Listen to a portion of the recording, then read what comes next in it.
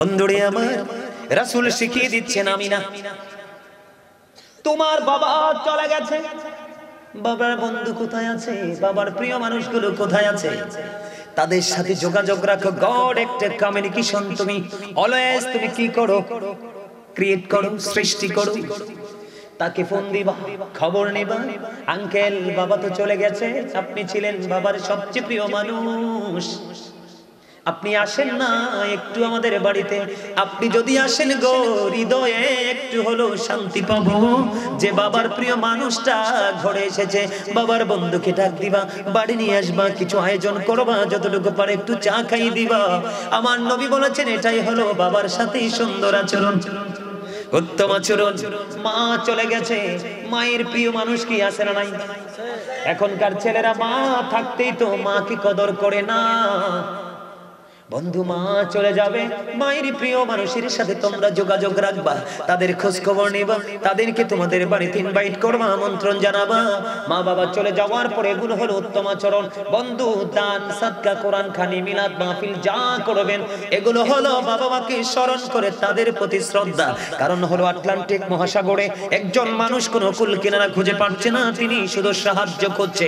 আল্লাহর হাবিব বলেছেন ওই মহা সমুদ্রের মধ্যে পড়িয়া মানুষগুলো যেমনি সাহায্য প্রার্থনা করছে, কবরবাসীরাও ঠিক তেমনি আপন স্বজনের কাছে তারা সাহায্য চাচ্ছে, কারণ কবরবাসী বড় অসহায়। বন্ধুরে আমার, আমি সেই দিকে পড়ে যাব, একটুখানি বলে ফেললাম, মা বাবার প্রতি ভালো আচরণ, মিষ্টি আচরণ করলে আল্লাহ রাব্বুল আলামিন মা বান্দাকে কেমন করে বাঁচায়। বন্ধু আমার দিকে তাকান, তিনজন লোক সফরে বের হলো। কয়জন? তিনজন লোক সফরে বের হলো। বের হওয়ার পরে তারা ঘুরতে ঘুরতে ঘুরতে ঘুরতে বন্ধু সন্ধ্যা হয়ে গেল। এটা কিন্তু বুখারী এবং মুসলিম শরীফের হাদিস। তারা কি করলেন? পাহাড়ের গুহার মধ্যে বন্ধু আশ্রয় নিলেন।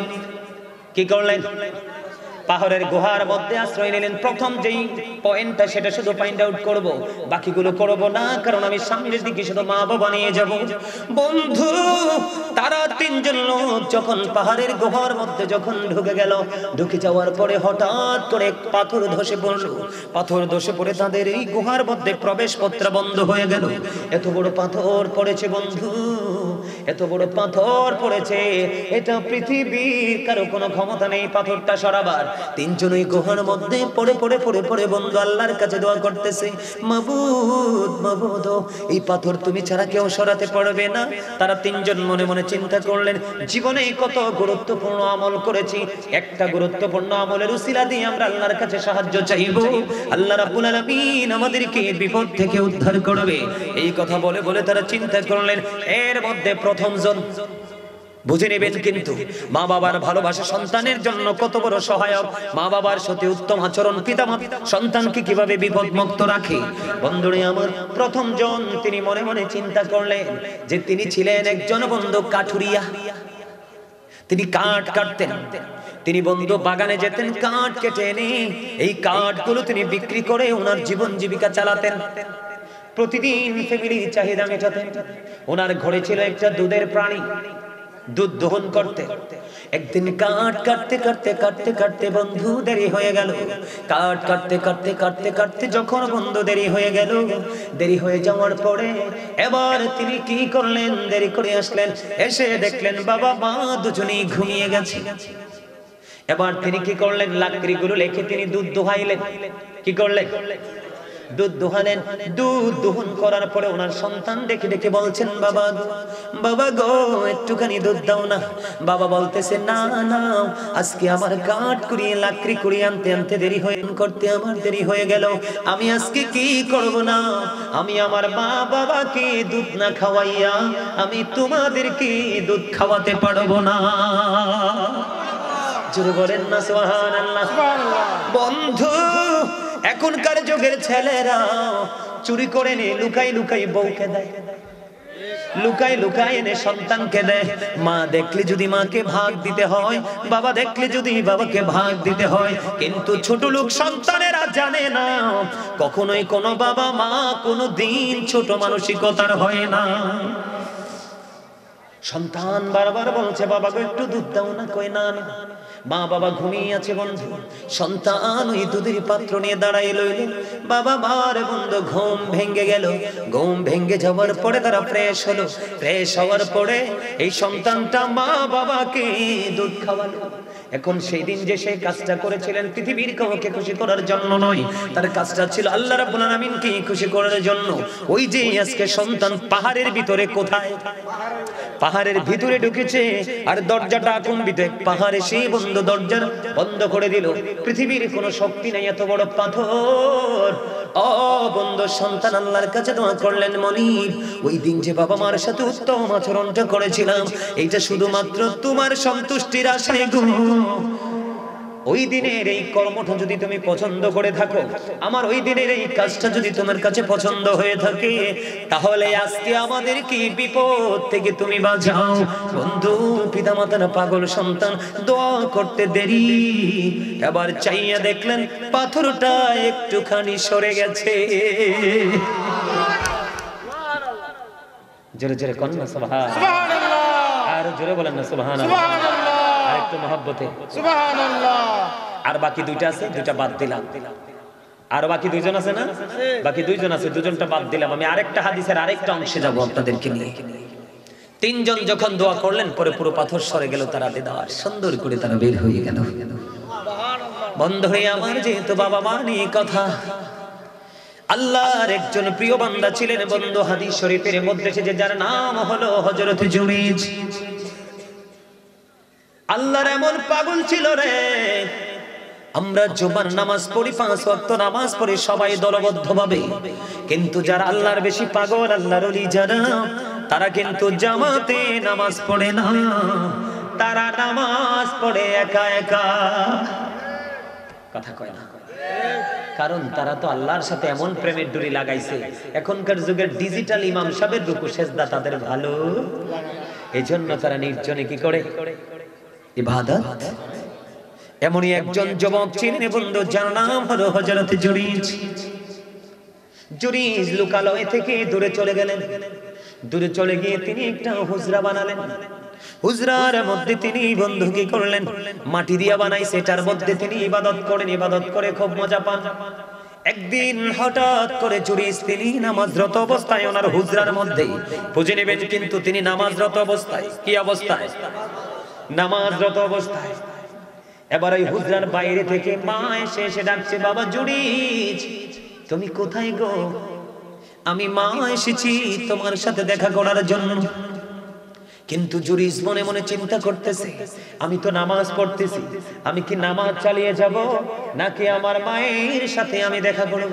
তিনি চিন্তা করতে করতে পরে সিদ্ধান্ত নিলেন, আমি নামাজটাই চালিয়ে যাই, নামাজ শেষ করে মায়ের সাথে দেখা করব। নামাজটা শেষ করে হুজরা থেকে বাইরে এসে দেখে মা হুজরার বাইরে নাই, চলে গেছে। একদিন চলে গেল, দ্বিতীয় দিন আবার এমন সময় মা আসলেন, হাদিস শরীফ প্রমাণ করেছে। এমন সময় মা আসলেন, ওই সময় জুরাইজ নামাজরত অবস্থায়, মা বাহির থেকে ডাকছেন, জুরাইজ মায়ের ডাকে সাড়া দিলেন না, তিনি নামাজ চালিয়ে গেলেন। দ্বিতীয় দিনও নামাজ শেষ করে বাইরে এসে দেখলেন মা আজকেও তো এখানে নাই। নামাজ শেষ করে দেখলেন মা আজকেও ডেকে ডেকে চলে গেলেন। 2 দিন চলে গেল, তৃতীয় দিন আবার আসলেন, আবার তৃতীয় দিন এমন সময় আসলেন, এবার ওয়াইসা দেখে ছেলেটা নামাজরত অবস্থায় ডাকছে, বাহির থেকে সন্তান সাড়া দেয় না। নামাজ যখন শেষ হয়ে গেল বাইরে আসলেন, বাইরে এসে দেখে আজকেও বানাই, চলে গেল। এক এক করে মা 3 দিন আসলো বন্ধু ছেলের সাথে দেখা করার জন্য, কিন্তু ছেলে তো নামাজ পড়তেছে, মায়ের ডাকে সাড়া দিলেন না। ছেলেটা মনে মনে ভাবলেন নামাজটা শেষ করি, মা তো থাকবেই। এক এক করে 3 দিন চলে গেল। তৃতীয় দিন মা যাওয়ার সময় ডেকে ডেকে বলছে, আল্লাহ এক এক করে 3 দিন পর্যন্ত আসলাম গো, সন্তানটা একদিন আমার সাথে দেখা করলো না, তাকে বেশ্যা মহিলার মুখ না দেখাইয়া মরণ দিও না। জোরে কন্যা নাউজুবিল্লাহ। হাদিস শরীফ কি কয়, বেশ্যা মহিলার মুখ না দেখাইয়া কি দিও না, মরণ দিও না। এখন পাশে এক বেশ্যা মহিলা বসবাস করে, এতদিন কিন্তু তার জুরাইজকে নিয়ে কোনো চিন্তা, মা বরদোয়া দিয়া যাইতে দেরি, এখন কিন্তু কি হয়ে গেল, বেশ্যা মহিলা কো আল্লাহ তো কবুল করে ফেলছে, ছেলেটা কি মারে বকা দিছে? ছেলে তো নামাজ পড়ে, সুন্নত বলেন, ফরজ বলেন, ওয়াজিব বলেন, নফল বলেন, যাই বলেন, যত নামাজে আমরা পড়ি মূলত সেজদাটা কারে দেই? আর জোরে কোন কারে দেই?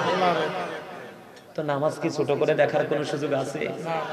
দেখেন মায়ের ইজ্জত, মায়ের পাওয়ার, মায়ের দুঃখটা আল্লাহ 1 সেকেন্ডের জন্য সহ্য করে না। কারণ মা যখন আপনাকে প্রসব করছে, মার কলিজাটা বের হয়ে গেছে। কত মা সন্তান প্রসব করতে দিয়ে চিরদিনের জন্য পৃথিবী থেকে বিদায় হয়ে গেছে। কথা বলেন না কেন? মায়েদের কষ্টের কোনো শেষ? একদিকে মায়ের বুকের দুধ টানেছেন, আরেকদিকে প্রস্রাব করেছেন, আরেকদিকে পায়খানা করেছেন। মা কোনোদিন বিরক্ত হয়নি। আজকে আপনি গায়ে গতরে বড় হইয়া এত বড় হইছেন, মাকে সহ্য করতে পারেন না। আরে ভাই, বউয়ের পায়ের নিচে, বউয়ের মা শাশুড়ির পায়ের নিচে জান্নাত এমন ওয়াজ তো কেউ করে নাই। তো আপনি যার পায়ের নিচে জান্নাত, আপনি তারে বাদ দিয়ে দি শাশুড়ির পিছনে দৌড়া। কথা কন না কেন? আরো জোরে। তা আপনি কি রাইট না রং? বন্ধুরে আমার এবার তাকান, বেশ্যা মহিলা তো পাগল হয়ে গেছে।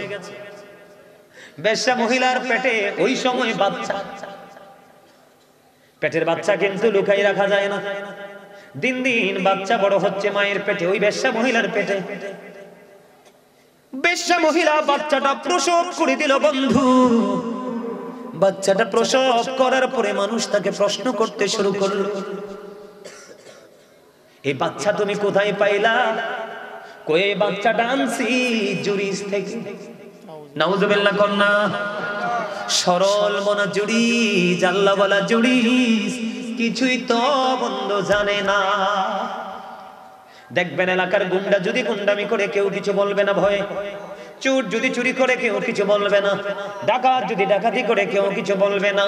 কিন্তু ইমাম সাহেব যদি আংশিক কোনো অন্যায় করে কই মিম্বরে থাকা যাবে না। ঠিক? ভালো মানুষের এরকম না, কই সবাই কই জুরিস তো আল্লাহ ওয়ালা, কেমনে খারাপ কামটা করলো? তো যার ঈমান নাই সে কি মুমিনকে বিশ্বাস করতে পারে নাকি? আর এই মুমিনকে মারতে আসে তো নষ্ট চরিত্রের মানুষ, যাদেরকে বলা হয় ক্যারেক্টারলেস পিপল। ঠিক কি না বলো? এবার ওই তৎকালীন সময়ে মানুষগুলো দৌড়ে চলে আসলো, বন্ধু কি নিষ্ঠুরতা রে। এবার চলে আসলেন বন্ধু, জুরিজের হুজরাটা ভেঙে ফেললো। জুরিজকে প্রহার করতে শুরু করলো, টেনে হেসড়ে তাকে তার হুজরা থেকে বের করে ফেললো। আর জুরিজ ডেকে ডেকে বলছে, বন্ধু তোমরা কেন গো আমারে মারছো? আমাকে কেন আঘাত করছো? আমার হুজরা কেন ভেঙে ফেলছো? কই তুমি কি জানো না? কই না রে না, আমি কেমন করে জানবো? আমি এমন কি কোনো অপরাধ করিনি।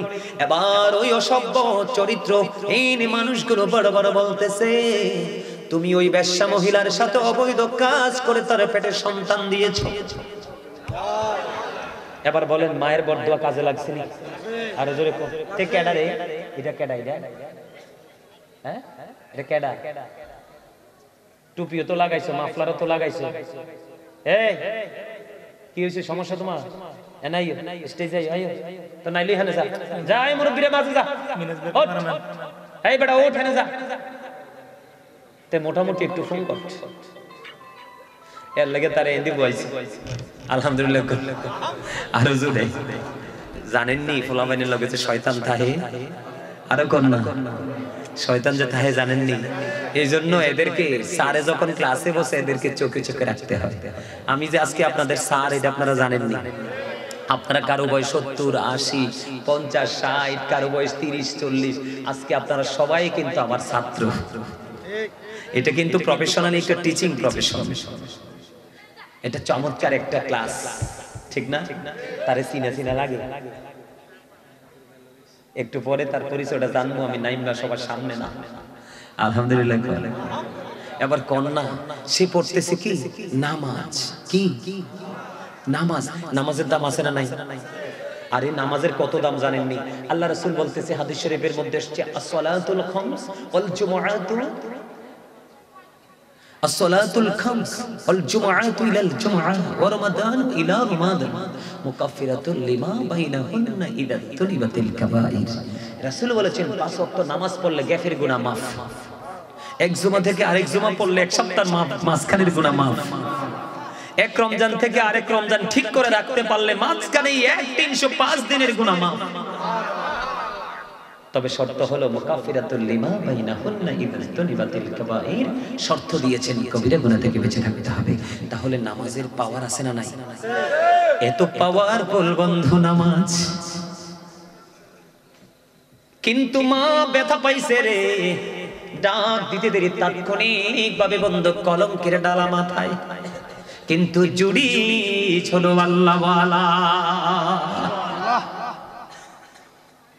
দেখেন মায়ের দোয়া কবুল হয়েছে, কলঙ্কিত হয়ে গেছে, কিল ঘুষি খাইছে, হুজরা তো ভেঙে ফেলেছে। তাহলে বদদোয়াটা লাগছে কিনা বন্ধু?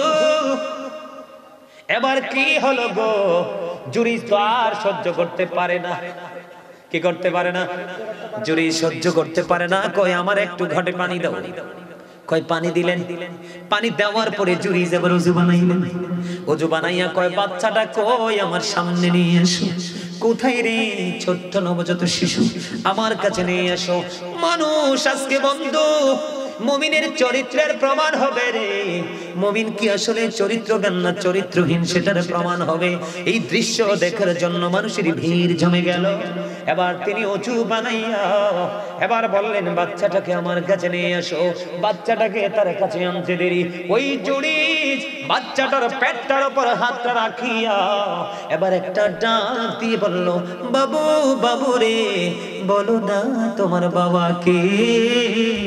এবার ওই ছোট্ট বাচ্চাটার জবান খুলে গেল গো। ছোট্ট বাচ্চাটা দেখাই দিল ওই রাখাল আমার বাবা। আমার মা রাখালের সাথে ব্যভিচার করেছে। আওয়াজ তোলে বলেন না আল্লাহু আকবার। মা এত বড় দামি।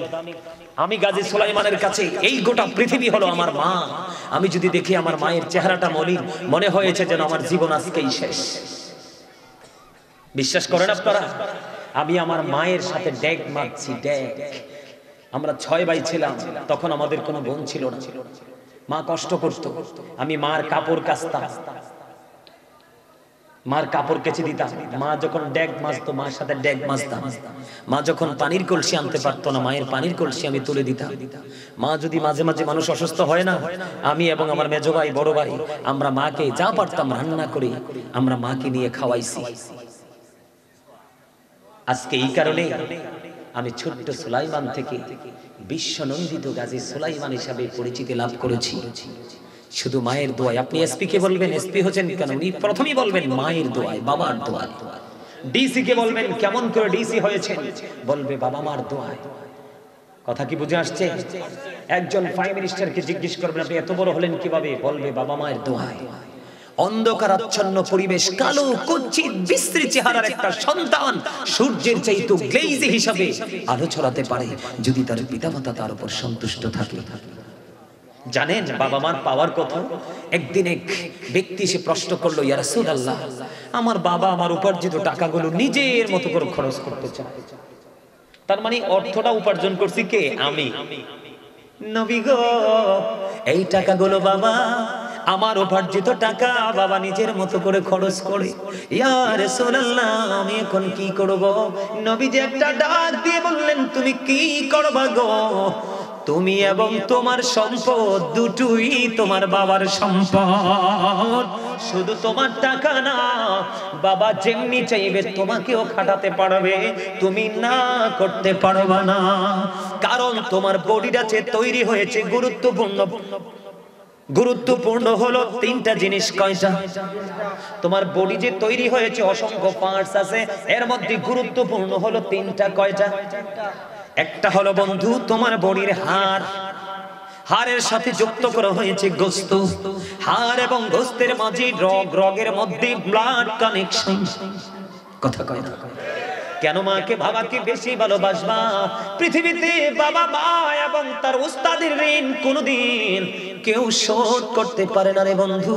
কোনদিন বাবা মার কোলে যায় আগুন দিও না, কোনদিন কোন টিচারের কোলে যায় আগুন দিও না, কোনদিন হক্কানি কোন আলেমের কোলে যায় আগুন দিও না বন্ধু। ভবিষ্যৎ হয়ে যাবে অনিশ্চিত ভবিষ্যৎ।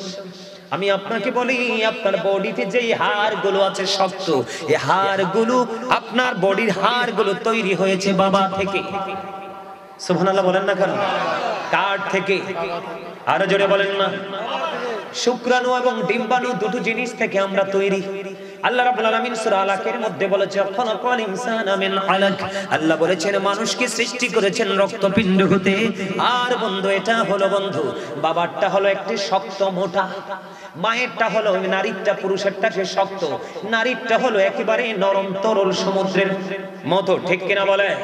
বন্ধুরে আমার, বাবা থেকে তৈরি হয়েছে বডির হাড়, আর মা থেকে তৈরি হয়েছে হাড়ের উপর যে গোস্ত, হাড় এবং গোস্তের মধ্যে যে ব্লাড, এই ব্লাড এবং গোস্ত দুটো মায়ের থেকে, আর হাড় গুলো হলো বাবা থেকে।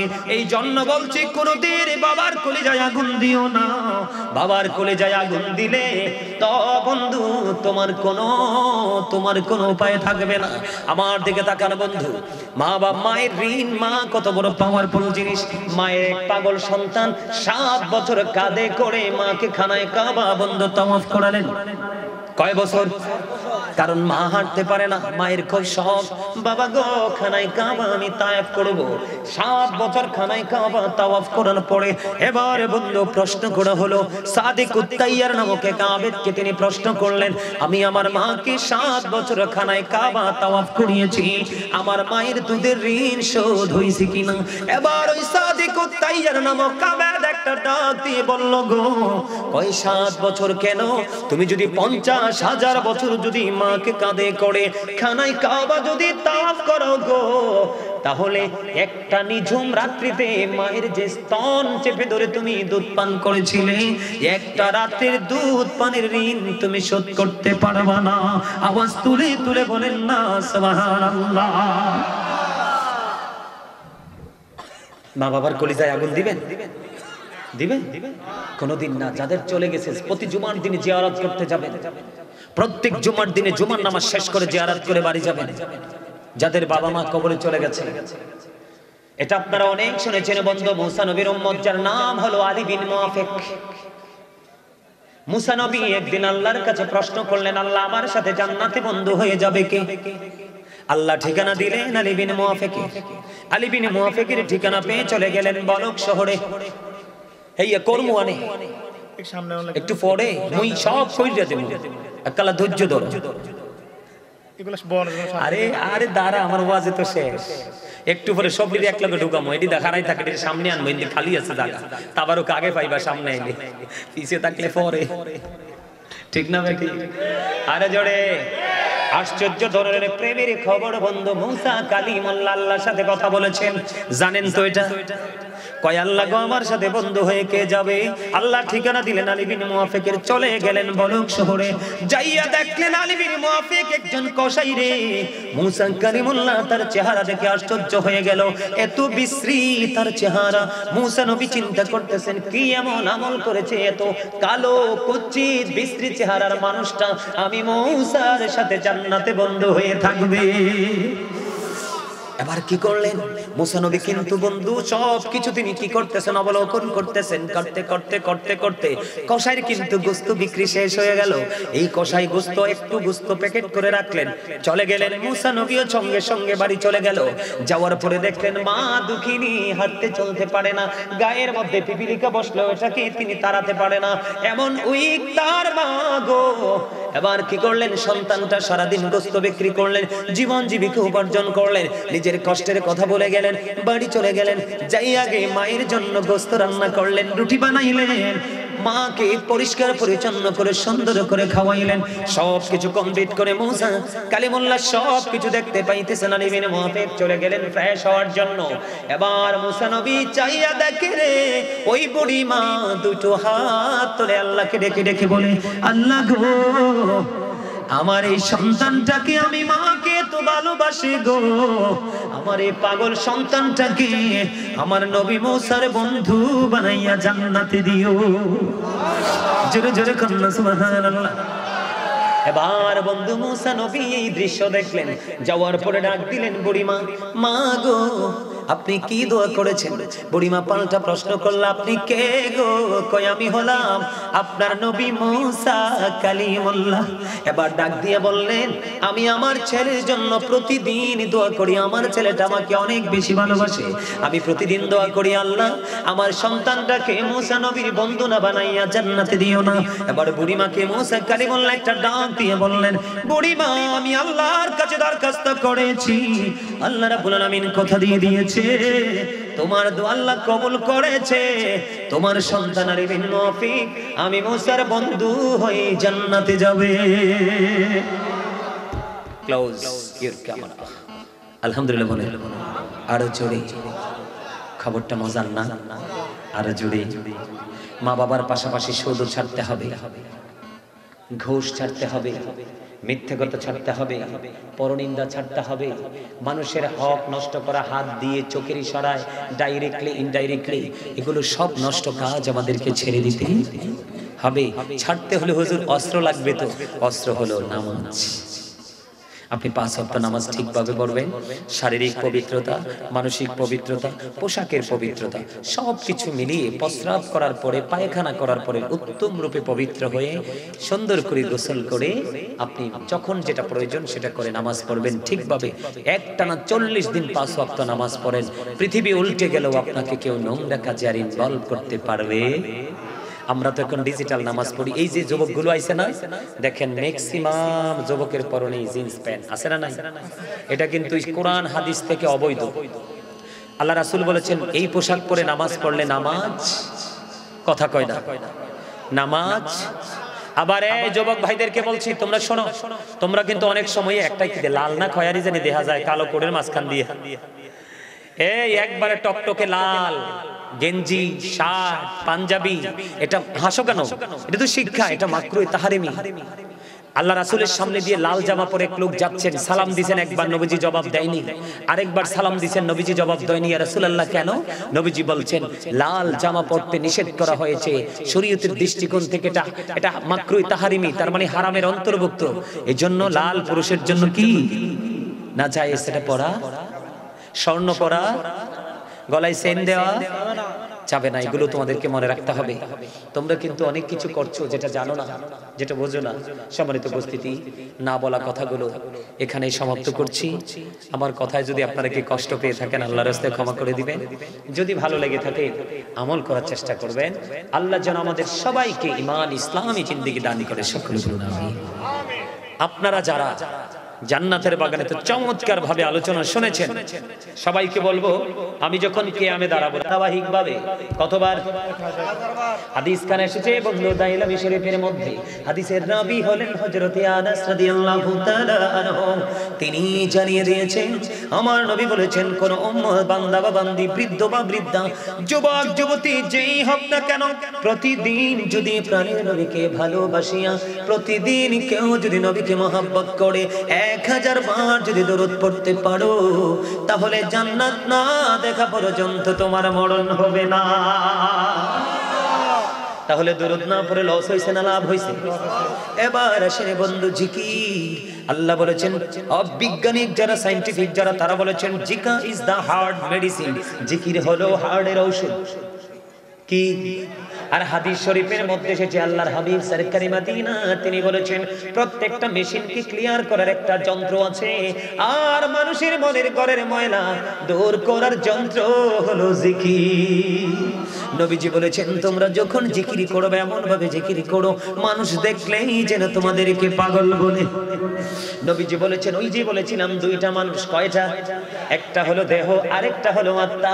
দেহের আওয়াজ আসবে জবান দিয়ে রে, আর আত্মার আওয়াজ আসবে আত্মার জবান দিয়ে। কথা কন না কেন? ভিতরেরটা ভিতরে, বাইরেরটা বাইরে। আল্লাহর হাবিব বলেছেন জিকির দুই ভাবে করা যায়, জবান দিয়েও করা যায়, অন্তর দিয়েও করা যায়। তবে জবান এবং অন্তর দুটো মিলে যেই জিকির করা হয় ওই জিকির হলো সবচেয়ে উত্তম জিকির। সুবহানাল্লাহ বলেন না?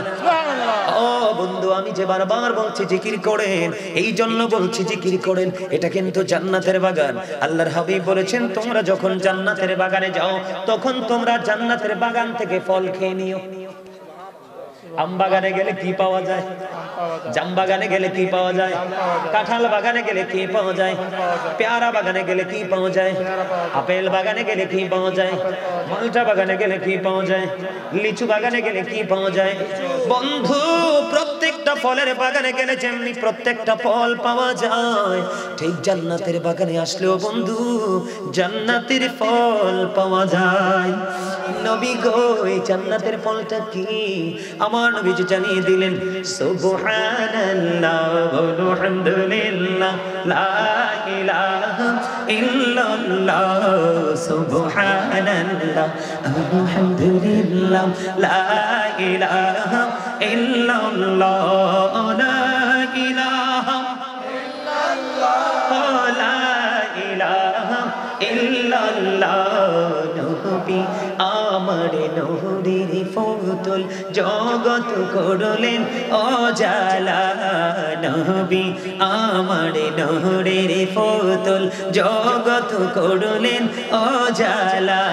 আর ঝাসরে করবেন তিনি উম্মতের ফয়সালা, সুবহানাল্লাহ আলহামদুলিল্লাহ লা ইলাহা ইল্লাল্লাহ, সুবহানাল্লাহ আলহামদুলিল্লাহ লা ইলাহা ইল্লাল্লাহ, লা ইলাহা ইল্লাল্লাহ, আওয়াজ দে লা ইলাহা ইল্লাল্লাহ। নামের সাথে নাম মিশাইয়া যারে আল্লাহ পাঠাইলা, নামের সাথে নাম মিশাইয়া যারে আল্লাহ পাঠাইলা, যে আল্লাহ দুস্ত বলে তাহার প্রেমে মজিলা, সুবহানাল্লাহ আলহামদুলিল্লাহ লা ইলাহা ইল্লাল্লাহ, সুবহানাল্লাহ আলহামদুলিল্লাহ লা ইলাহা ইল্লাল্লাহ, লা ইলাহা ইল্লাল্লাহ, লা ইলাহা ইল্লাল্লাহ। শাহাদাতের বাণী ঠোঁটে আসিলেন কামলি ওয়ালা, শাহাদাতের বাণী ঠোঁটে আসিলেন কামলি ওয়ালা। মক্কাতে পৌঁছিল রবি নূরে মিন নূরে আলা, সুবহানাল্লাহ আলহামদুলিল্লাহ মহব্বতে সবাই ইল্লাল্লাহ, সুবহানাল্লাহ আলহামদুলিল্লাহ লা ইলাহা ইল্লাল্লাহ, লা ইলাহা ইল্লাল্লাহ, লা ইলাহা আরশি কুরসি লৌহ কলম সৃষ্টি যাহার ওসিলা, আরশি কুরসি লৌহ কলম সৃষ্টি যাহার ওসিলা, যে আল্লাহ খুশি হইয়া নাম রাখিলেন হাবিবুল্লাহ, সুবহানাল্লাহ আলহামদুলিল্লাহ লা ইলাহা ইল্লাল্লাহ, লা ইলাহা ইল্লাল্লাহ, লা ইলাহা ইল্লাল্লাহ, লা ইলাহা ইল্লাল্লাহ মুহাম্মাদুর রাসূলুল্লাহ সাল্লাল্লাহু আলাইহি ওয়াসাল্লাম। জোরে জোরে বলেন আলহামদুলিল্লাহ। কার কার মনের ঘরে শান্তি আসছে বলেন, দুই হাত তুলে দেখা। কার কার মনের ঘরে জিকির শুনে শান্তি এসেছে সোজা করে দেয় তৈব। বন্ধু, এটাই হলো রুহের খাবার রে। আপনি আমল করার পরে, জিকির করার পরে যদি মনে করেন আপনার আত্মা জুড়িয়ে গেছে, অন্তর শীতল হয়ে গেছে, প্রায় সময় আমার ভক্তরা বন্ধু বিভিন্ন আমেরিকা থেকে, বিভিন্ন দেশ থেকে ফোন দিয়ে বলে, হুজুর আজকে আলোচনা শুনে শুনে রাত্র পার হয়ে গেছে গো, আত্মা এত শান্তি মিলেছে, মনে হয় আজকে কোনো খাবারেরই প্রয়োজন হবে না। গত কয়েকদিন আগে কুমিল্লা সিটি আপনার কি জানি বলে বদরপুর কেন্দ্রীয় ঈদগাহ মাঠ, বিশাল প্রোগ্রাম। এটার মতো 10টা প্রোগ্রামের চেয়ে বড় হবে। মানুষ শুধু যুবকদের উপচে পড়া ভিড়, জিকির করতে লাগলাম সুবহানাল্লাহ। একটুখানি করে ছেড়ে দিলাম। মুরব্বি এক দাদা দাঁড়িয়ে বলে, হুজুর কেন গো বন্ধ করেছেন এই জিকির খানি গো? কারণ এই জিকির শুনে আমার কলিজা ঠান্ডা হয়ে গেছে। এই জন্য বলি রে, মুরব্বী মানুষগুলো যতদিন থাকবে বন্ধু পৃথিবী ততদিন ভালো থাকবে, কারণ তাদের সিনায় আল্লাহ রাসূলের প্রেমে ভরা। এই বর্তমান প্রজন্মের ম্যাক্সিমাম যুবক যুবতীদের অন্তর হিংসা, নোংরামি, আত্মগরিমার ইহুদি কালচারে ভরা। আমার কথা বুঝেন না? হক কথা না দাদা? কথা বলেন না কেন? এখনকার ছেলে মেয়েদের চাল চলনের কি কোনো কন্ডিশন আছে? মোবাইল চরিত্র শেষ করে দিল, তার চরিত্র শেষ করে দিল, তার ফিউচার শেষ করে দিল, তার সোনালী ভবিষ্যৎ শেষ করে দিল, তার সুন্দর স্বপ্নগুলোকে মাত্র এই মোবাইল নামক অভিশপ্ত ভয়ঙ্কর এই বস্তু। কথা বলে দেখো তুমি, একটা মুরব্বী পাঞ্জাবি ছাড়া টুপি ছাড়া আসেনি, সুন্নতে ভরা তাদের অঙ্গ। আর একটা যুবক দেখেন কয়টা যুবকের মাথায় টুপি আছে? দুই একটা যুবক ছাড়া সবগুলো যুবক। এই যে চুল কেটে এসেছে, ম্যাক্সিমাম যুবকের মাথার চুল কাটার স্টাইলটা পুরোই ইহুদিদের স্টাইল। এই যে যুবক তোমরা চুল কেটেছো, এটা হাসির জিনিস নয়, শিখার জিনিস। তোমরা যে চুল কাটছো, কারো মাথার চুল বাবুই পাখির বাসার মতো, তোমাদের কারো আবার মাথার চুল কুলার মতো এক সাইডে করে ভাও করে রেখেছো। একবারও কি কোনোদিন জিজ্ঞেস করছো কোন হুজুরকে, হুজুর আমি যে চুলটা এভাবে কাটলাম এটা ঠিক আছে কিনা? আমিও তো মাঝে মাঝে যেতে হয় চুলগুলো ছোট করার জন্য। আপনার যখন সেলুনে যাই তখন দেখি এইটা মুসলমানের দেশ না? কথা বলেন না, এটা কি মুসলমানের দেশ না? মুসলমানের দেশ। আপনারা গিয়ে দেখবেন একটা মুসলমানের ছবি নেই। মুসলমানের বাচ্চাগুলো ইহুদিদের চেহারা দেখে দেখে মাথার স্টাইল করে। তার মানে কি মাথা থেকে ইসলাম চলে গেল। প্যান্টটা যে পড়েছে ম্যাক্সিমাম যুবকের পরনে জিন্স প্যান্ট। এই জিন্স প্যান্টটা ইমানদার যদি বেঈমান হতে তোমাদেরকে কিছু বলতাম না। ইমানদার হিসাবে 100% এই প্যান্টটা পরা তোমার জন্য নাজায়েজ। কারণ আল্লাহর কোরআন থেকে বলেছি, আল্লাহ বলেছেন লিবাসুত তাকওয়া যালিকা খায়র। আল্লাহ বলেছেন আল্লাহর কাছে সবচেয়ে উত্তম পোশাক হলো তাকওয়ার পোশাক। আমার দিকে তাকাও। উপর দিয়ে থাকবে পুরুষের পোশাক নাভি বরাবর অথবা উপরে, নিচের দিক দিয়ে থাকবে টাকনোর উপরে। তুমি এমন একটা জিন্স প্যান্টকে চয়েস করেছো, এটাকে হাজার চেষ্টা করলেও নাভির উপরে তোলা। কারণ বেঈমানেরা কৌশল করে এটাকে ক্রিয়েট করেছে, যার তোমার একেবারে সিস্টেমটা হলো ছোট, স্মল। হাজার চেষ্টা করলেও কিন্তু নাভির উপরে উঠবে, ছিঁড়ে ফেলতে হবে। এটা ইহুদিদের একটা অপকৌশল। এই বেঈমান কাফেরেরা মুসলমানদের কি বন্ধু না শত্রু? আল্লাহ বলেছেন, আমি মুখস্থ কথা বলেন, আল্লাহ বলেছেন ইন্নাল কাফিরিনা কানু লাকুম আদুওয়াম মুবিনা। আল্লাহ বলেছেন দ্য হেরিটেক্স আর the eternal enemy of the believers. ঈমানদারদের প্রকাশ্য শত্রু হলো বেঈমানেরা। আমার আলোচনা সেই দিকে নয়। তোমরা যুবক যারা বুদ্ধিমান, তোমরা বোকা নও। তোমরা বুদ্ধিমান যারা, যাদের বিবেক আছে, তোমরা চিন্তিত হয়ে যাবে। আর যাদের বিবেক নেই, তোমরা আমার কথাটা উড়িয়ে দিবে। কারণ বিবেকবান যারা, তাদের জন্যই হলো কোরআন হাদিসের আলোচনা। যাদের বিবেক নেই, যাদের মেন্টালিটি লো, সেন্সলেস, তাদের জন্য কোনো কোরআন নেই, হাদিস নেই, আলোচনা নেই, দুনিয়া নেই, আখিরা নেই, তারা পথভ্রষ্ট। You have to মনে রাখবে, you have to go to hell, চলে যেতে হবে জাহান্নামে। আর যদি তুমি সচেতন হতে পারো, অ্যাক্টিভ হতে পারো, আলেম ওলামাদের সাথে যুক্ত হও। কেন জানো? আল্লাহ বলেছে join with my dear people, come to my paradise. Allah বলেছেন ফাদখুলি ফি ইবাদি ওয়াদখুলি জান্নাতি।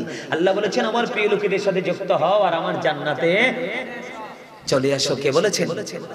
আলেমদেরকে বন্ধু করে নাও। হক্কানি আলেম নবীর দুশমনদেরকে নয়, ওলির দুশমনদেরকে নয়, নবীর আহলে বাইতের দুশমনদেরকে নয়।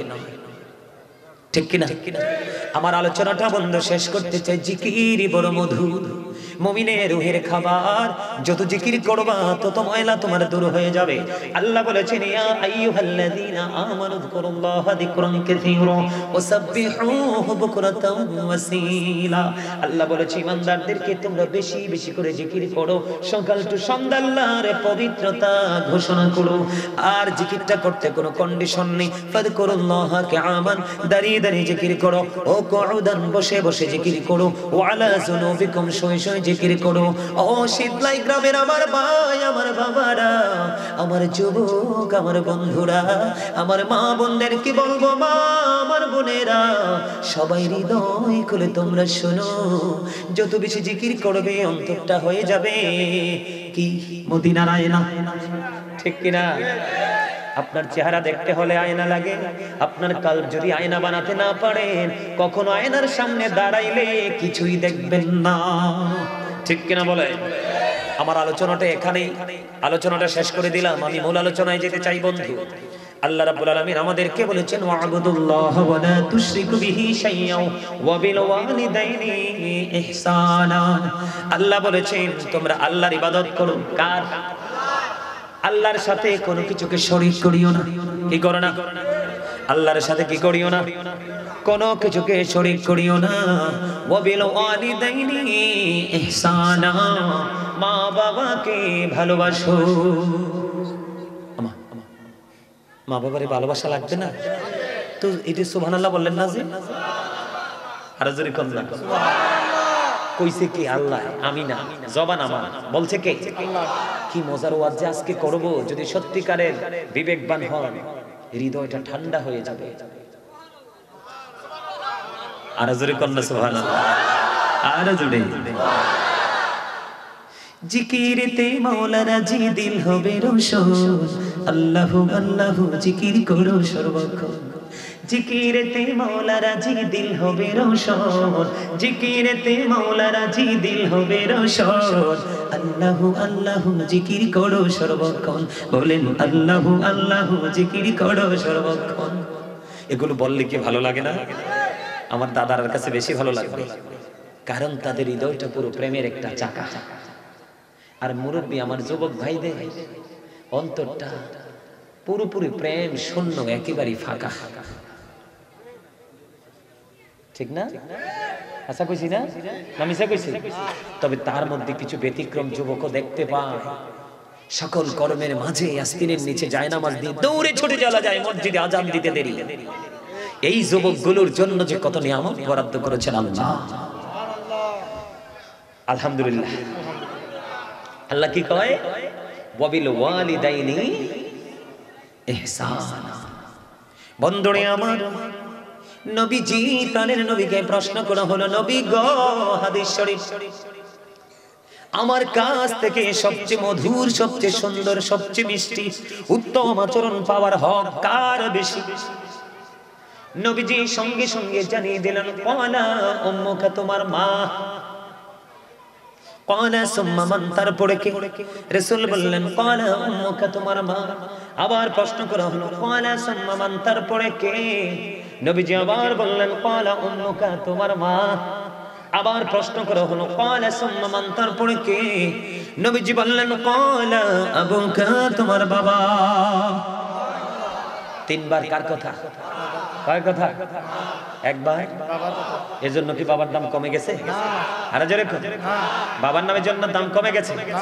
বন্ধুরে আমার, হাদিস শরীফের মধ্যে এসেছে, আমার নবী, আপনার নবী তো জাহানের বাদশা নবী, তিনি বলে দিয়েছেন, যেই সন্তানটা বাবার অবাধ্য, যেই সন্তানটাকে বাবা দেখতে পারে না, যেই সন্তানটার উপর বাবা অসন্তুষ্ট, যেই সন্তানকে বাবা দেখতে পারে না, যেই সন্তানটার উপর বাবা অবাধ্য, অসন্তুষ্ট, সেই সন্তানটার উপর আল্লাহ রাব্বুল আলামিন অসন্তুষ্ট। নাউজুবিল্লাহ বলেন না? বাবা মার কলিজায় আগুন দেওয়া যাবে না। তুমি পাহাড় পরিমাণ নামাজ পড়ো, দান সদকা করো, হজ করতে থাকো, পিতামাতার কলিজায় তুমি লাগিয়ে দিয়েছো শান্তির আগুন, তখন তোমার এই আমল দিয়ে কোনো ফায়দা হবে না বন্ধু। মা বোনের চেহারার দিকে তাকাইলে একটা হজের সওয়াব। সুবহানাল্লাহ। ইয়া রাসূলুল্লাহ, ইয়া হাবিবাল্লাহ, নবী গো, ও প্রাণের নবী, প্রতিদিন যদি দৈনিক 100 বার যদি মায়ের দিকে তাকায়, নবীজি বললেন 100 বার তাকাইলে প্রতিদিন 100 হজের সওয়াব। সুবহানাল্লাহ। তবে তাকাইতে হবে কোন নজরে? মায়ার নজরে। কোন নজরে? আপনি হঠাৎ করে মায়ের পবিত্র চেহারার দিকে তাকালেন, তাকানোর পরে আপনার সন্তান হিসাবে আপনার মনে হলো, মনে মনে আপনি ফিল করতেছেন, হাই রে কি জানি হলো গো, কেন জানি আমার মায়ের চেহারাটা গত সপ্তাহ থেকে এই সপ্তাহে একটু শুকিয়ে গেছে। খাবার খাইতে বসলে দেখবেন বন্ধু মা গত সপ্তাহের মতো খাবার খেতে পারে না। এমন করে করে যখন মায়ের গুরুত্বপূর্ণ যে জিনিসগুলো আপনি দেখবেন আপনার মনের মধ্যে করুণা হবে, মায়া হবে। মনিব মায়ের চেহারাটা শুকিয়ে গেছে, মায়ের জ্বর এসেছে, মা রুমের মধ্যে কম্বল মুড়ি দিয়ে শুয়ে আছে। মায়ের চেহারার দিকে তাকিয়ে দেখলেন মা বিচলিত হয়ে গেছে, কষ্ট পাচ্ছে। ডাক দিয়ে বলবেন মনিব মায়ের চেহারা দেখে আমি সহ্য করতে পারলাম না। কি হলো গো আমার জনম দুঃখী মায়ের? ওই যে করুণার চেহারা নিয়ে একটা বার তাকাবা 1000 সওয়াব, দুইবার তাকাবা 2000 সওয়াব, তিনবার তাকাবা 3000 সওয়াব। বন্ধু তোমরা তো জানো না আজকে মরহুম লাল মিয়া সাহেবের আওলাদ কত দামি রে। ও বন্ধু আল্লাহর কাছে তাদের মর্যাদা কত বেশি, এটা তোমাদেরকে আমি বলে বোঝাতে পারবো না বন্ধু। তাদের আওলাদ হলো অত্যন্ত সুদক্ষ এবং সুযোগ্য। জোরে জোরে কন্যা সুবহানাল্লাহ। বন্ধুরে আমার কেন বললেন? বলে হুজুর কেন বললেন? নবীজিকে প্রশ্ন করা হলো, নবী গো পিতামাতা চলে যাওয়ার পরে তাদের সাথে উত্তম আচরণ আমি কেমন করে করব, ভালো আচরণ আমি কেমন করে করব গো, আমার একটু জানতে বড় মনে চাই গো নবী।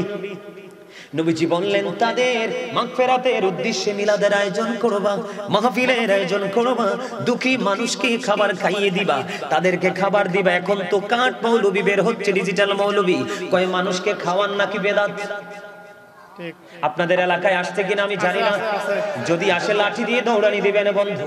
আমি নিজে পড়েছি হাদিস, পবিত্র হাদিস শরীফের মধ্যে এসেছে আল্লাহ রাসূল বলেছেন আল্লাহর কাছে এত প্রিয় মুসলমানকে দেখা মাত্র সালাম দিয়ে দাও, পরিচিত হোক আর অপরিচিত হোক মানুষকে পেট ভরিয়ে তৃপ্তির সাথে খাওয়াই দেওয়া। আমার নবীজি বলেছেন এটা আল্লাহর খুবই পছন্দ। তাহলে আপনি এতিমকে খাওয়াবেন, আলেমদেরকে দাওয়াত দিবেন, তাদেরকে খাওয়াবেন, তাদেরকে হাদিয়া দিবেন, তাদেরকে খুশি করে ঘর থেকে বিদায় করে দিবেন। বন্ধু ও বন্ধু এটা বিশাল বড় পাহাড়, পাহাড়ের মতো হয়ে হাদিয়া তার কবরে চলে যাবে। সুবহানাল্লাহ বলেন না? আপনার আবার প্রাণের নবী তিনি জানিয়ে দিয়েছেন আপনার কাজ হলো বাবা যখন চলে যাবে, বাবা চলে যাওয়ার পরে বাবার সাথে সুন্দর উত্তম মিষ্টি আচরণ, সুন্দর আচরণ হলো ওটা। আমার বাবা চলে গেছে, আমার বাবার একজন বন্ধু আছে, কোথায় আছে? শীতলাই থেকে দূরে, ধরেন কোথায়? সাহেবাবাদ বাজারে। একটা এক্সাম্পল দিলাম, সাপোজ কি কথা কয় না, ওই দিক দিয়ে নারায়ণপুরে আছে। কোন জায়গায়? বলো বলো কি বলবো, আমারে বললে যাও।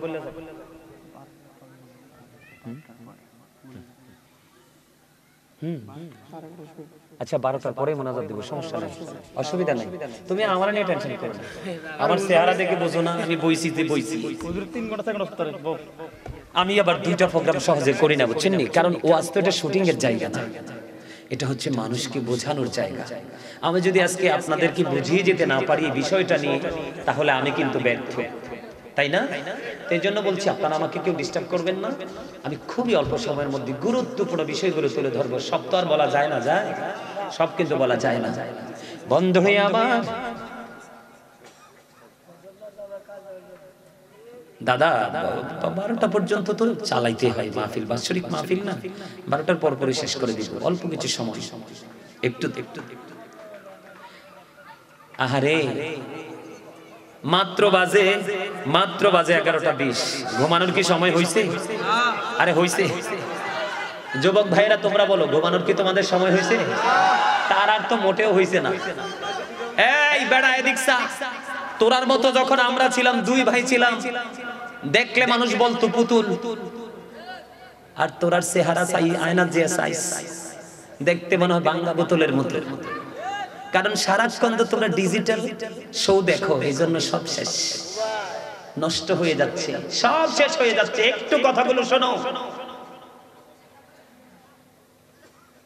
বন্ধুরে আমার, রাসূল শিখিয়ে দিচ্ছেন আমিনা তোমার বাবা চলে গেছে, বাবার বন্ধু কোথায় আছে, বাবার প্রিয় মানুষগুলো কোথায় আছে, তাদের সাথে যোগাযোগ রাখো। গড একটা কমিউনিকেশন তুমি অলওয়েজ তুমি কি করো, ক্রিয়েট করো, সৃষ্টি করো।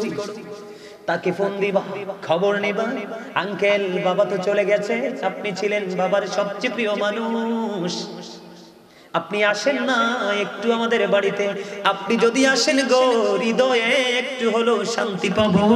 যে বাবার প্রিয় মানুষটা ঘরে এসেছে, বাবার বন্ধুকে ডাক দিবা, বাড়ি নিয়ে আসবা, কিছু আয়োজন করবা, যতটুকু পারে একটু চা খাইয়ে দিবা। আমার নবী বলেছেন এটাই হলো বাবার সাথে সুন্দর আচরণ, উত্তম আচরণ। মা চলে গেছে, মায়ের প্রিয় মানুষ কি আছে না নাই?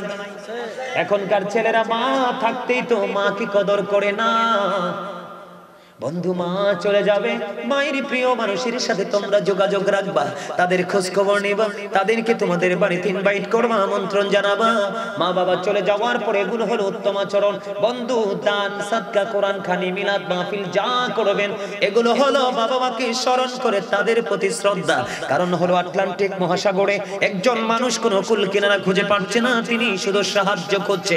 আল্লাহর হাবিব বলেছেন ওই মহা সমুদ্রের মধ্যে পড়িয়া মানুষগুলো যেমনি সাহায্য প্রার্থনা করছে, কবরবাসীরাও ঠিক তেমনি আপন স্বজনের কাছে তারা সাহায্য চাচ্ছে। কারণ কবরবাসী বড় অসহায়।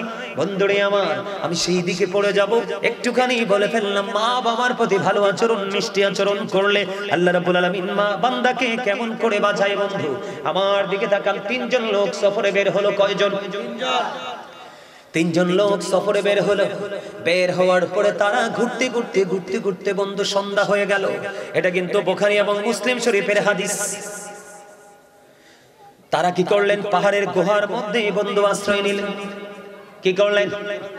পাহাড়ের গুহার মধ্যে আশ্রয় নিলেন। প্রথম যেই পয়েন্টটা সেটা শুধু ফাইন্ড আউট করব, বাকিগুলো করব না, কারণ আমি সামনের দিকে শুধু মা বাবা নিয়ে যাব। বন্ধু, তারা তিনজন লোক যখন পাহাড়ের গুহার মধ্যে যখন ঢুকে গেল, ঢুকে যাওয়ার পরে হঠাৎ করে পাথর ধসে পড়লো। পাথর ধসে পড়ে তাদের এই গুহার মধ্যে প্রবেশ পত্র বন্ধ হয়ে গেল। এত বড় পাথর পড়েছে বন্ধু, এত বড় পাথর পড়েছে, এটা পৃথিবীর কারো কোনো ক্ষমতা নেই পাথরটা সরাবার। তিনজনই গুহার মধ্যে পড়ে পড়ে পড়ে পড়ে বন্ধু আল্লাহর কাছে দোয়া করতেছে, মাবুদ মাবুদ, এই পাথর তুমি ছাড়া কেউ সরাতে পারবে না। তারা তিনজন মনে মনে চিন্তা করলেন, জীবনে কত গুরুত্বপূর্ণ আমল করেছি, একটা গুরুত্বপূর্ণ আমলের উসিলা দিয়ে আমরা আল্লাহর কাছে সাহায্য চাইবো, আল্লাহ রাব্বুল আলামিন আমাদেরকে বিপদ থেকে উদ্ধার করবে। এই কথা বলে বলে তারা চিন্তা করলেন। এর মধ্যে প্রথম জন, বুঝে নেবেন কিন্তু মা বাবার ভালোবাসা সন্তানের জন্য কত বড় সহায়ক। মা বাবার সাথে উত্তম আচরণ পিতামাতা সন্তানকে কিভাবে বিপদ মুক্ত রাখে। বন্ধুরে আমার, প্রথম জন তিনি মনে মনে চিন্তা করলেন যে তিনি ছিলেন একজন বন্ধু কাঠুরিয়া, তিনি কাঠ কাটতেন। তিনি বন্ধু বাগানে যেতেন, কাঠ কেটে এনে এই কাঠগুলো তিনি বিক্রি করে ওনার জীবন জীবিকা চালাতেন। প্রতিদিন ফ্যামিলির চাহিদা মেটাতেন। ওনার ঘরে ছিল একটা দুধের প্রাণী, দুধ দহন করতে। একদিন কাঠ কাটতে কাটতে কাটতে কাটতে বন্ধু দেরি হয়ে গেল। কাঠ কাটতে কাটতে কাটতে কাটতে যখন বন্ধু দেরি হয়ে গেল, দেরি হয়ে যাওয়ার পরে এবার তিনি কি করলেন, দেরি করে আসলেন, এসে দেখলেন বাবা মা দুজনেই ঘুমিয়ে গেছে। এবার তিনি কি করলেন, লাকড়িগুলো রেখে তিনি দুধ দোহাইলেন। কি করলেন? দুধ দোহালেন। দুধ দোহন করার পরে ওনার সন্তান দেখে দেখে বলছেন, বাবা বাবা গো, একটুখানি দুধ দাও না।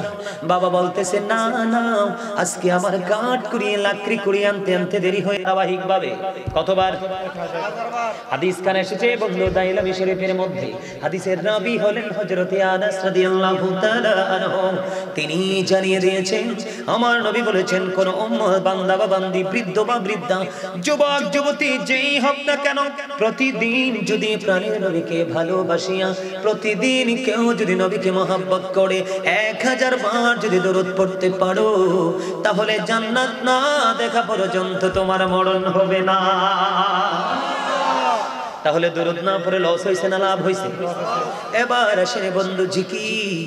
আল্লাহ বলেছেন, অবিজ্ঞানিক যারা, সায়েন্টিফিক যারা, তারা বলেছেন জিকির ইজ দা হার্ট মেডিসিন। জিকির হলো হার্টের ঔষধ।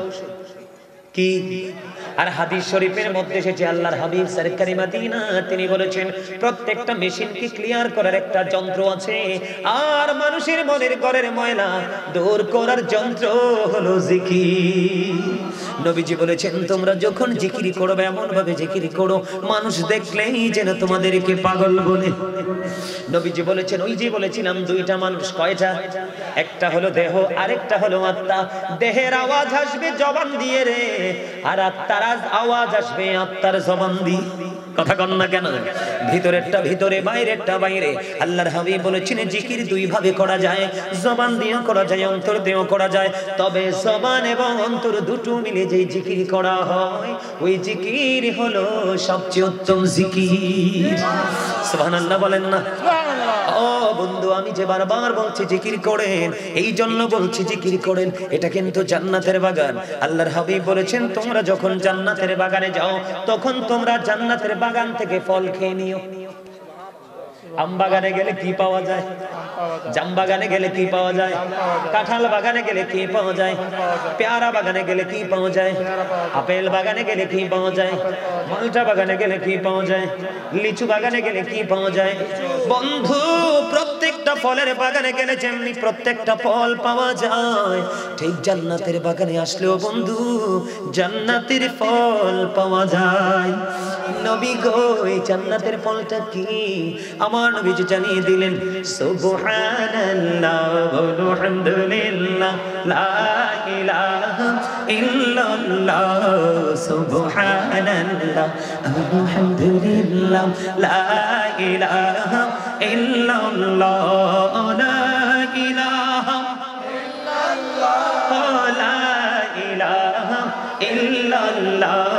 নবী আমার নূরের ফুতুল জগৎ করলেন অজালা, নবী আমার নূরের ফুতুল জগৎ করলেন অজালা।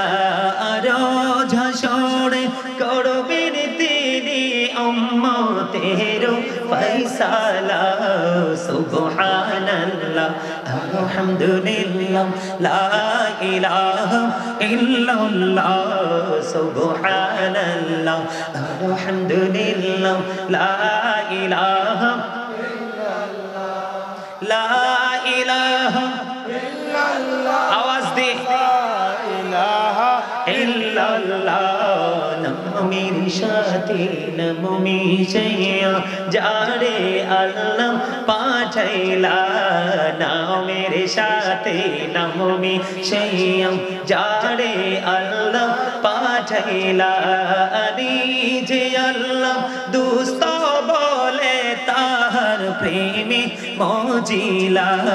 সুবহানাল্লাহ আলহামদুলিল্লাহ লা ইলাহা ইল্লাল্লাহ, সুবহানাল্লাহ আলহামদুলিল্লাহ লা ইলাহা ইল্লাল্লাহ, লা ইলাহা ইল্লাল্লাহ, লা ইলাহা ইল্লাল্লাহ। শাহাদাতের বাণী ঠোঁটে আসিলেন কামলি ওয়ালা, শাহাদাতের বাণী ঠোঁটে আসিলেন কামলি ওয়ালা। মক্কাতে পৌঁছিল রবি নূরে মিন নূরে আলা। সুবহানাল্লাহ আলহামদুলিল্লাহ মহব্বতে সবাই ইল্লাল্লাহ, সুবহানাল্লাহ আলহামদুলিল্লাহ লা ইলাহা ইল্লাল্লাহ, লা ইলাহা ইল্লাল্লাহ, লা ইলাহা আরশি কুরসি লৌহ কলম সৃষ্টি যাহার ওসিলা। আরশি কুরসি লৌহ কলম সৃষ্টি যাহার ওসিলা। যে আল্লাহ খুশি হইয়া নাম রাখিলেন হাবিবুল্লাহ। সুবহানাল্লাহ আলহামদুলিল্লাহ লা ইলাহা ইল্লাল্লাহ, লা ইলাহা ইল্লাল্লাহ, লা ইলাহা ইল্লাল্লাহ, লা ইলাহা ইল্লাল্লাহ মুহাম্মাদুর রাসূলুল্লাহ সাল্লাল্লাহু আলাইহি ওয়াসাল্লাম। জোরে জোরে বলেন আলহামদুলিল্লাহ। কার কার মনের ঘরে শান্তি আসছে বলেন, দুই হাত তুলে দেখা। কার কার মনের ঘরে জিকির শুনে শান্তি এসেছে সোজা করে দেয় তৈব। বন্ধু এটাই হলো রুহের খাবার রে।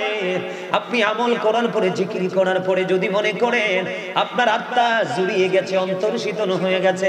প্রায় সময় আমার ভক্তরা বন্ধু বিভিন্ন আমেরিকা থেকে, বিভিন্ন দেশ থেকে ফোন দিয়ে বলে, হুজুর আজকে আলোচনা শুনে শুনে রাত্র পার হয়ে গেছে গো, আত্মা এত শান্তি মিলেছে, মনে হয় আজকে কোনো খাবারেরই প্রয়োজন হবে না। গত কয়েকদিন আগে কুমিল্লা সিটি আপনার কি জানি বলে বদরপুর কেন্দ্রীয় ঈদগাহ মাঠ, বিশাল প্রোগ্রাম। এটার মতো 10টা প্রোগ্রামের চেয়ে বড় হবে। মানুষ শুধু যুবকদের উপচে পড়া ভিড়। জিকির করতে লাগলাম সুবহানাল্লাহ, একটুখানি করে ছেড়ে দিলাম। মুরব্বী এক দাদা দাঁড়িয়ে বলে, হুজুর কেন গো বন্ধ করেছেন এই জিকির খানি গো? কারণ এই জিকির শুনে আমার কলিজা ঠান্ডা হয়ে গেছে। এই জন্য বলি রে, মুরব্বী মানুষগুলো যতদিন থাকবে বন্ধু পৃথিবী ততদিন ভালো থাকবে, কারণ তাদের সিনায় আল্লাহ রাসূলের প্রেমে ভরা। এই বর্তমান প্রজন্মের ম্যাক্সিমাম যুবক যুবতীদের অন্তর হিংসা, নোংরামি, আত্মগরিমার ইহুদি কালচারে ভরা। আমার কথা বুঝেন না? হক কথা না দাদা? কথা বলেন না কেন? এখনকার ছেলে মেয়েদের চাল চলনের কি কোনো কন্ডিশন আছে? মোবাইল চরিত্র শেষ করে দিল, তার চরিত্র শেষ করে দিল, তার ফিউচার শেষ করে দিল, তার সোনালী ভবিষ্যৎ শেষ করে দিল, তার সুন্দর স্বপ্নগুলোকে মাত্র এই মোবাইল নামক অভিশপ্ত ভয়ঙ্কর এই বস্তু। কথা বলে দেখো তুমি, একটা মুরব্বী পাঞ্জাবি ছাড়া টুপি ছাড়া আসেনি, সুন্নতে ভরা তাদের অঙ্গ। আর একটা যুবক দেখেন কয়টা যুবকের মাথায় টুপি আছে? দুই একটা যুবক ছাড়া সবগুলো যুবক। এই যে চুল কেটে এসেছে, ম্যাক্সিমাম যুবকের মাথার চুল কাটার স্টাইলটা পুরোই ইহুদিদের স্টাইল। এই যে যুবক তোমরা চুল কেটেছো, এটা হাসির জিনিস নয়, শিখার জিনিস। তোমরা যে চুল কাটছো, কারো মাথার চুল বাবুই পাখির বাসার মতো, তোমাদের কারো আবার মাথার চুল কুলার মতো এক সাইডে করে ভাও করে রেখেছো। একবারও কি কোনোদিন জিজ্ঞেস করছো কোন হুজুরকে, হুজুর আমি যে চুলটা এভাবে কাটলাম এটা ঠিক আছে কিনা? আমিও তো মাঝে মাঝে যেতে হয় চুলগুলো ছোট করার জন্য। আপনার যখন সেলুনে যাই তখন দেখি এইটা মুসলমানের দেশ না? কথা বলেন না, এটা কি মুসলমানের দেশ না? মুসলমানের দেশ। আপনারা গিয়ে দেখবেন একটা মুসলমানের ছবি নেই। মুসলমানের বাচ্চাগুলো ইহুদিদের চেহারা দেখে দেখে মাথার স্টাইল করে। তার মানে কি মাথা থেকে ইসলাম চলে গেল। প্যান্টটা যে পড়েছে ম্যাক্সিমাম যুবকের পরনে জিন্স প্যান্ট। এই জিন্স প্যান্টটা ইমানদার যদি বেঈমান হতে তোমাদেরকে কিছু বলতাম না। ইমানদার হিসাবে 100% এই প্যান্টটা পরা তোমার জন্য নাজায়েজ। কারণ আল্লাহর কোরআন থেকে বলেছি, আল্লাহ বলেছেন লিবাসুত তাকওয়া যালিকা খায়র। আল্লাহ বলেছেন আল্লাহর কাছে সবচেয়ে উত্তম পোশাক হলো তাকওয়ার পোশাক। আমার দিকে তাকাও। উপর দিয়ে থাকবে পুরুষের পোশাক নাভি বরাবর অথবা উপরে, নিচের দিক দিয়ে থাকবে টাকনোর উপরে। তুমি এমন একটা জিন্স প্যান্টকে চয়েস করেছো, এটাকে হাজার চেষ্টা করলেও নাভির উপরে তোলা। কারণ বেঈমানেরা কৌশল করে এটাকে ক্রিয়েট করেছে, যার তোমার একেবারে সিস্টেমটা হলো ছোট, স্মল। হাজার চেষ্টা করলেও কিন্তু নাভির উপরে উঠবে, ছিঁড়ে ফেলতে হবে। এটা ইহুদিদের একটা অপকৌশল। এই বেঈমান কাফেরেরা মুসলমানদের কি বন্ধু না শত্রু? আল্লাহ বলেছেন, আমি মুখস্থ কথা বলেন, আল্লাহ বলেছেন ইন্নাল কাফিরিনা কানু লাকুম আদুওয়াম মুবিনা। আল্লাহ বলেছেন দ্য হেরিটেক্স আর the eternal enemy of the believers. ঈমানদারদের প্রকাশ্য শত্রু হলো বেঈমানেরা। আমার আলোচনা সেই দিকে নয়। তোমরা যুবক যারা বুদ্ধিমান, তোমরা বোকা নও। তোমরা বুদ্ধিমান যারা, যাদের বিবেক আছে, তোমরা চিন্তিত হয়ে যাবে। আর যাদের বিবেক নেই, তোমরা আমার কথাটা উড়িয়ে দিবে। কারণ বিবেকবান যারা, তাদের জন্যই হলো কোরআন হাদিসের আলোচনা। যাদের বিবেক নেই, যাদের মেন্টালিটি লো, সেন্সলেস, তাদের জন্য কোনো কোরআন নেই, হাদিস নেই, আলোচনা নেই, দুনিয়া নেই, আখিরা নেই, তারা পথভ্রষ্ট। You have to মনে রাখবে, you have to go to hell, চলে যেতে হবে জাহান্নামে। আর যদি তুমি সচেতন হতে পারো, অ্যাক্টিভ হতে পারো, আলেম ওলামাদের সাথে যুক্ত হও। কেন জানো?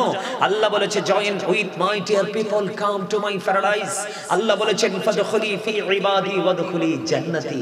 আল্লাহ বলেছেন আমার প্রিয় লোকেদের সাথে যুক্ত হও আর আমার জান্নাতে চলে আসো। কে বলেছেন?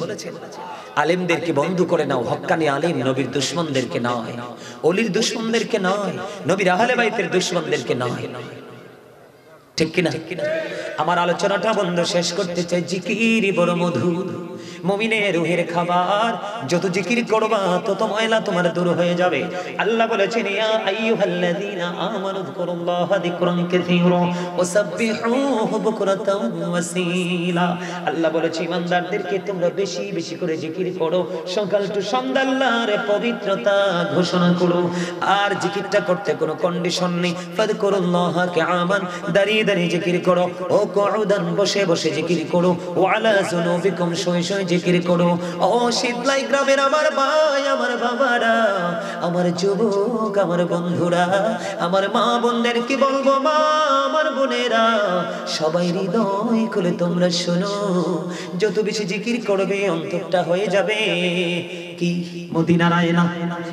ঠিক কিনা? আপনার চেহারা দেখতে হলে আয়না লাগে।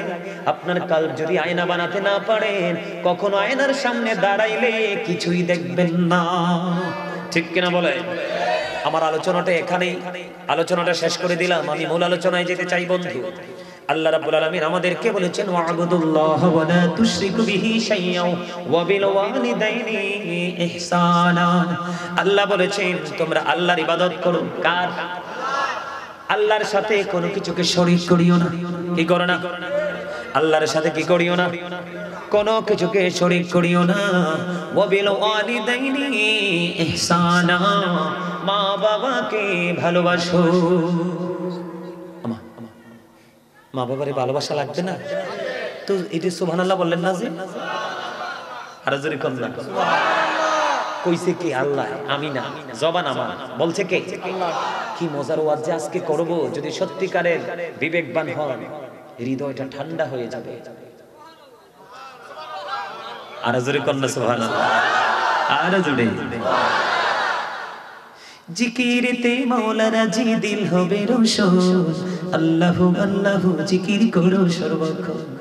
জিকিরেতে মাওলা রাজি, দিল হবে রোশন। জিকিরেতে মাওলা রাজি, দিল হবে রোশন। আল্লাহু আল্লাহু জিকির করো সর্বক্ষণ। বলেন আল্লাহু আল্লাহু জিকির করো সর্বক্ষণ। এগুলো বললে কি ভালো লাগে না? আমার দাদার কাছে বেশি ভালো লাগবে, কারণ তাদের হৃদয়টা পুরো প্রেমের একটা চাকা।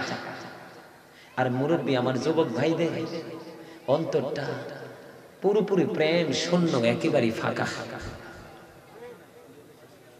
ঠিক না? আশা কইছি না? মিশা কইছি? তবে তার মধ্যে কিছু ব্যতিক্রম যুবকও দেখতে পায়। সকল কর্মের মাঝে আস্তিনের নিচে জায়নামাজ দিয়ে দৌড়ে ছুটে চলা যায় মসজিদে আজান দিতে দেরি। এই যুবকগুলোর জন্য যে কত নিয়ামত বরাদ্দ করেছেন আল্লাহ, আলহামদুলিল্লাহ। আল্লাহ কি কয়? ওয়াবিল ওয়ালিদাইনি ইহসানা। বন্ধুরে আমার, নবীজি প্রাণের নবীকে প্রশ্ন করা হলো, নবী গো, হাদিস শরীফ, আমার কাছ থেকে সবচেয়ে মধুর, সবচেয়ে সুন্দর, সবচেয়ে মিষ্টি, উত্তম আচরণ পাওয়ার হক কার বেশি? নবীজি সঙ্গে সঙ্গে জানিয়ে দিলেন, ক্বালা উম্মুকা, তোমার মা। ক্বালা সুম্মা মান, তারপরে কে? রাসূল বললেন ক্বালা উম্মুকা, তোমার মা। আবার প্রশ্ন করা হলো, ক্বালা সুম্মা মান, তারপরে কে? নবীজি আবার বললেন ক্বালা উম্মুকা, তোমার মা। আবার প্রশ্ন করা হলো, ক্বালা সুম্মা মান, তারপরে কে? নবীজি বললেন ক্বালা আবুকা, তোমার বাবা। তিনবার কার কথা? কার কথা? একবার। এজন্য কি বাবার দাম কমে গেছে? আরে জোরে বাবার নামের জন্য দাম কমে গেছে? বন্ধুরে আমার, হাদিস শরীফের মধ্যে এসেছে, আমার নবী, আপনার নবী, তো জাহানের বাদশা নবী, তিনি বলে দিয়েছেন, যেই সন্তানটা বাবার অবাধ্য, যেই সন্তানটাকে বাবা দেখতে পারে না, যেই সন্তানটার উপর বাবা অসন্তুষ্ট, যেই সন্তানকে বাবা দেখতে পারে না, যেই সন্তানটার উপর বাবা অবাধ্য অসন্তুষ্ট, সেই সন্তানটার উপর আল্লাহ রাব্বুল আলামিন অসন্তুষ্ট। নাউজুবিল্লাহ বলেন না। বাবা মার কলিজায় আগুন দেওয়া যাবে না। তুমি পাহাড় পরিমাণ নামাজ পড়ো, দান সদকা করো, হজ করতে থাকো, পিতামাতার কলিজায় তুমি লাগিয়ে দিয়েছো শান্তির আগুন, তখন তোমার এই আমল দিয়ে কোনো ফায়দা হবে না বন্ধু। মা বোনের চেহারার দিকে তাকাইলে একটা হজের সওয়াব। সুবহানাল্লাহ। ইয়া রাসূলুল্লাহ, ইয়া হাবিবাল্লাহ, নবী গো, ও প্রাণের নবী, প্রতিদিন যদি দৈনিক 100 বার যদি মায়ের দিকে তাকায়, নবীজি বললেন 100 বার তাকাইলে প্রতিদিন 100 হজের সওয়াব। সুবহানাল্লাহ। তবে তাকাইতে হবে কোন নজরে? মায়ার নজরে। কোন নজরে? আপনি হঠাৎ করে মায়ের পবিত্র চেহারার দিকে তাকালেন, তাকানোর পরে আপনার সন্তান হিসাবে আপনার মনে হলো, মনে মনে আপনি ফিল করতেছেন, হাই রে কি জানি হলো গো, কেন জানি আমার মায়ের চেহারাটা গত সপ্তাহ থেকে এই সপ্তাহে একটু শুকিয়ে গেছে। খাবার খাইতে বসলে দেখবেন বন্ধু মা গত সপ্তাহের মতো খাবার খেতে পারে না। এমন করে করে যখন মায়ের গুরুত্বপূর্ণ যে জিনিসগুলো আপনি দেখবেন, আপনার মনের মধ্যে করুণা হবে, মায়া হবে। মনিব মায়ের চেহারাটা শুকিয়ে গেছে, মায়ের জ্বর এসেছে, মা রুমের মধ্যে কম্বল মুড়ি দিয়ে শুয়ে আছে, মায়ের চেহারার দিকে তাকিয়ে দেখলেন মা বিচলিত হয়ে গেছে, কষ্ট পাচ্ছে, ডাক দিয়ে বলবেন মনিব মায়ের চেহারা দেখে আমি সহ্য করতে পারলাম না, কি হলো গো আমার জনম দুঃখী মায়ের? ওই যে করুণার চেহারা নিয়ে একটা বার তাকাবা 1টা হজের সওয়াব, 2 বার তাকাবা 2টা হজের সওয়াব, 3 বার তাকাবা 3টা হজের সওয়াব। বন্ধু তোমরা তো জানো না আজকে মরহুম লাল মিয়া সাহেবের আওলাদ কত দামি রে। ও বন্ধু আল্লাহর কাছে তাদের মর্যাদা কত বেশি, এটা তোমাদেরকে আমি বলে বোঝাতে পারবো না বন্ধু। তাদের আওলাদ হলো অত্যন্ত সুদক্ষ এবং সুযোগ্য। জোরে জোরে কন্যা সুবহানাল্লাহ। বন্ধুরে আমার কেন বললেন? বলে হুজুর কেন বললেন? নবীজিকে প্রশ্ন করা হলো, নবী গো পিতামাতা চলে যাওয়ার পরে তাদের সাথে উত্তম আচরণ আমি কেমন করে করব, ভালো আচরণ আমি কেমন করে করব গো, আমার একটু জানতে বড় মনে চাই গো নবী।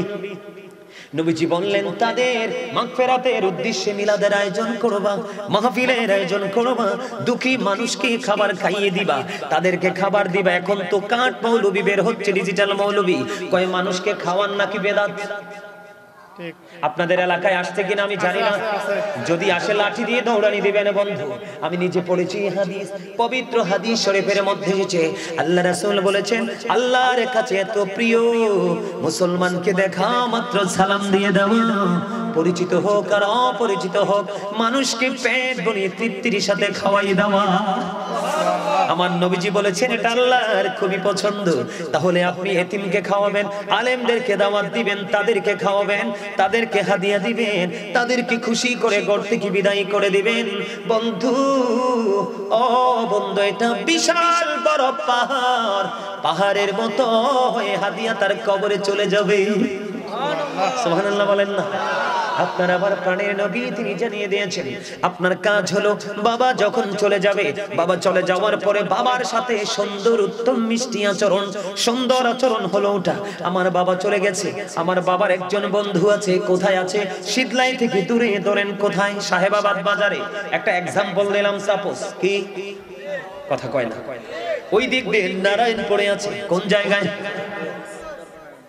বলো বলো কি বলবো, আমারে বললে যাও।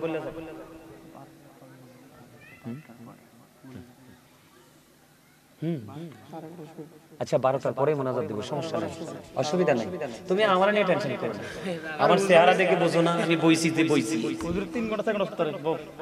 আমি আবার 2টা প্রোগ্রাম সহজে করি না, বুঝছেন নি? কারণ ওয়াজ তো এটা শুটিং এর জায়গা না, এটা হচ্ছে মানুষকে বোঝানোর জায়গা। আমি যদি আজকে আপনাদেরকে বুঝিয়ে যেতে না পারি এই বিষয়টা নিয়ে, তাহলে আমি কিন্তু ব্যর্থ, তাই না? এই জন্য বলছি আপনারা আমাকে কেউ ডিস্টার্ব করবেন না। আমি খুবই অল্প সময়ের মধ্যে গুরুত্বপূর্ণ বিষয়গুলো তুলে ধরবো। সব তো আর বলা যায় না, যায় সব কিন্তু বলা যায় না। বন্ধ হয়ে আবার দাদা 12টা পর্যন্ত তো চালাইতে হয় মাহফিল, বাৎসরিক মাহফিল না, 12টার পর পরে শেষ করে দিব, অল্প কিছু সময়, একটু আহারে মাত্র বাজে 11টা 20। ঘুমানোর কি সময় হয়েছে? আরে হয়েছে। যুবক ভাইরা তোমরা বলো, ঘুমানোর কি তোমাদের সময় হয়েছে? তার আর তো মোটেও হয়েছে না। এই বেড়া এদিক সা, তোরার মতো যখন আমরা ছিলাম, 2 ভাই ছিলাম, দেখলে মানুষ বলতো পুতুল, আর তোরার চেহারা চাই আয়নার যে সাইজ, দেখতে মনে হয় বাংলা বোতলের মতো। কারণ সারাক্ষণ তো তোমরা ডিজিটাল শো দেখো, এই জন্য সব শেষ, নষ্ট হয়ে যাচ্ছে, সব শেষ হয়ে যাচ্ছে। একটু কথাগুলো শোনো।